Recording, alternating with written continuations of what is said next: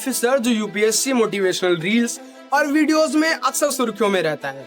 एक ऐसा ऑफिसर जिसकी जिंदगी की कहानी, जिसकी मेहनत की कहानी आए दिन लोगों को खूब रास आती रहती है। बहुत से ऐसे छात्र हैं जो यूपीएससी की तैयारी कर रहे हैं, उनके लिए वो ऑफिसर एक रोल मॉडल है।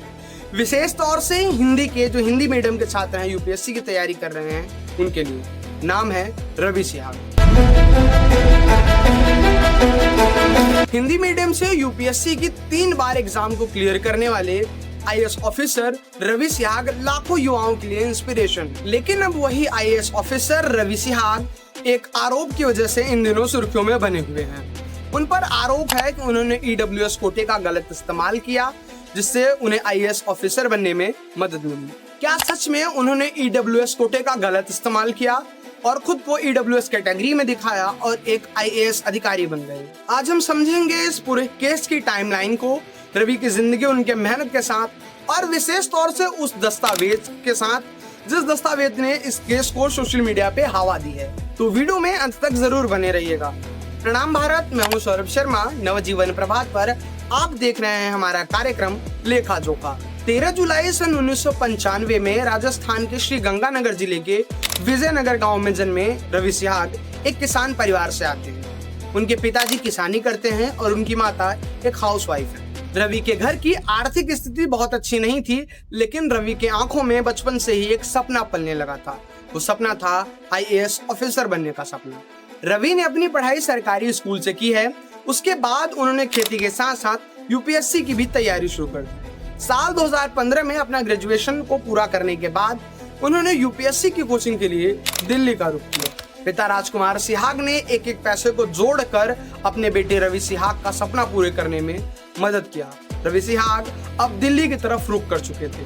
उन्हें अब अपने सपने को एक हकीकत, जमीनी धरातल देना था। साल आया सन 2018 का, जब रवि ने अपना अटेम्प्ट दिया यूपीएससी का और उनकी रैंक आई 337वीं। उनको IRTS यानी कि इंडियन रेलवे ट्रैफिक सर्विसेज में जॉब भी मिल गई, लेकिन फिर भी वो इस जॉब से खुश नहीं थी। साल 2019 में रवि ने अपना दूसरा यूपीएससी का अटेम्प्ट दिया। इस बार उनकी रैंक 317वीं आई। उनको इंडियन डिफेंस अकाउंट सर्विसेज यानी IDAS में जॉब मिली, लेकिन इस बार भी वे संतुष्ट नहीं थे, क्योंकि रवि सिहाग का सपना एक आईएएस ऑफिसर बनने का था।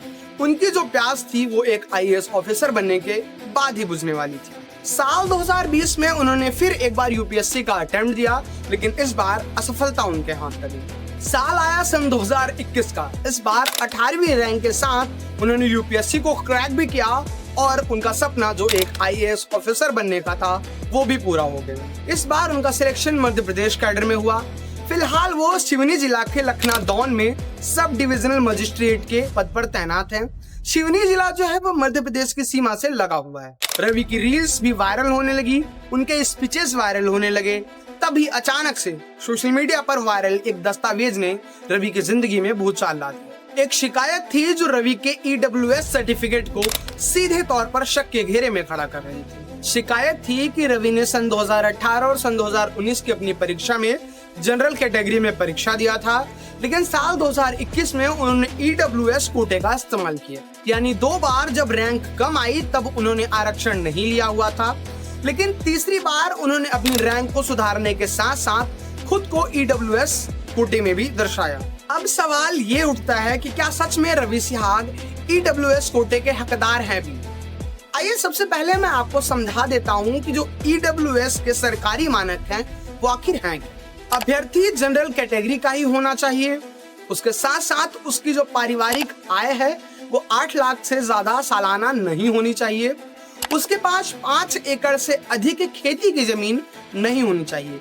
यदि वो शहर में रह रहा है तो उसके पास 1000 स्क्वायर फीट से अधिक रहने का जमीन नहीं होना चाहिए। सरकारी नौकरी वाले माता पिता के मामले में ग्रुप ए वाली जॉब माता पिता की नहीं होनी चाहिए। रवि के पिता के पास कई एकड़ जमीन बताई जा रही है।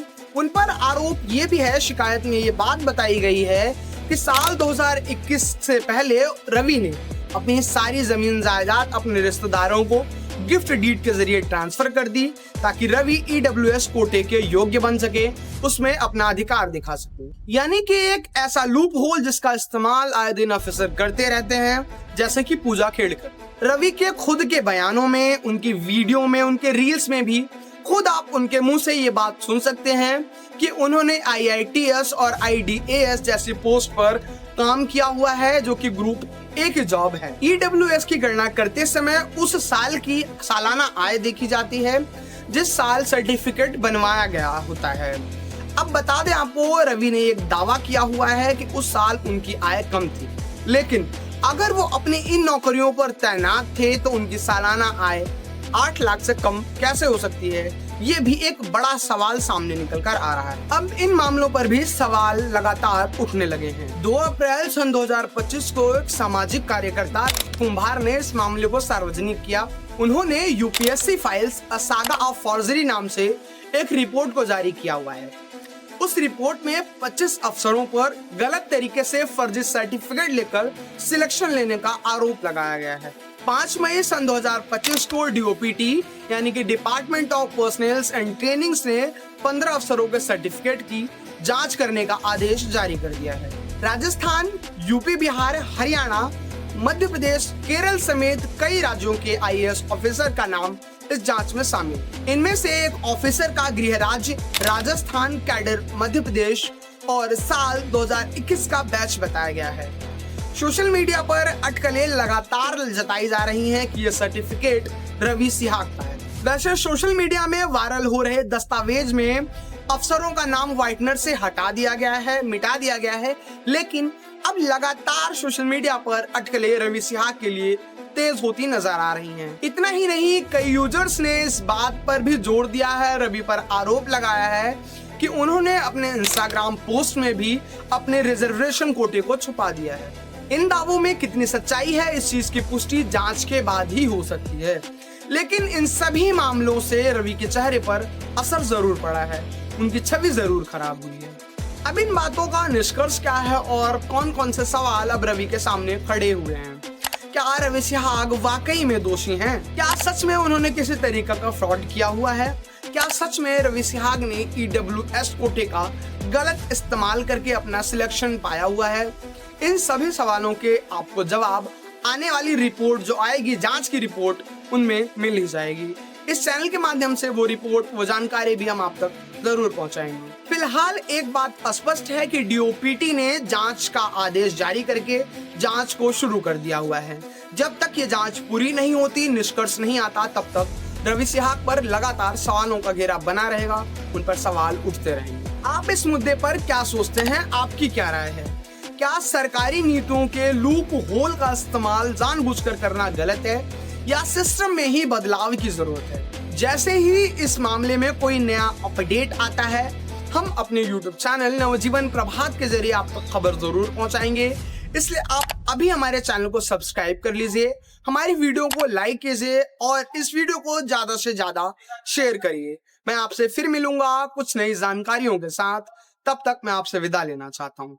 धन्यवाद।